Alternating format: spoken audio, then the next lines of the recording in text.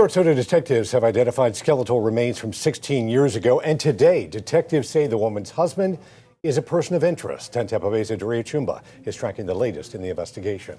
New breakthrough in a Sarasota County cold case. In February 6th of 2007, the skeletal remains of a female body were discovered in the 6200 block of Ashton Court in Sarasota County. With no missing persons report and despite several FBI profiling and sketches, those remains stayed unknown until now.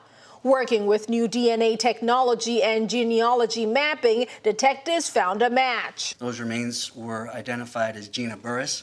She lived in Sarasota at the time with her husband, James Burris, and their son, James Burris Jr. Authorities say Jenna Burris's husband, James Burris Sr., used to work at an auto body shop located right here on Sarah Avenue. They say his skeletal remains were found in a wooded area directly behind here. She's found buried in a shallow grave to where her bones were still exposed. She was dressed in a shirt and a skirt, no shoes or anything like that, to indicate that she didn't walk into those woods on her own.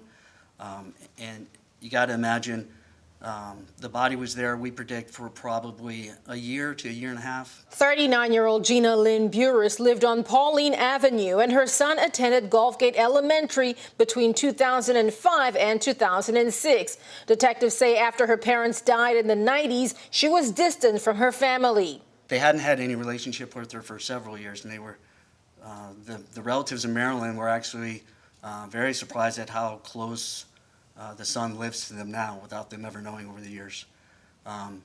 James Jr. was always told that he was abandoned by his mother. In this case, he's learning new information, so he's struggling with those things. Detectives say they've spoken to Gina's husband, who's also a person of interest. They hope someone who remembers anything may hold a final lead to help close the case.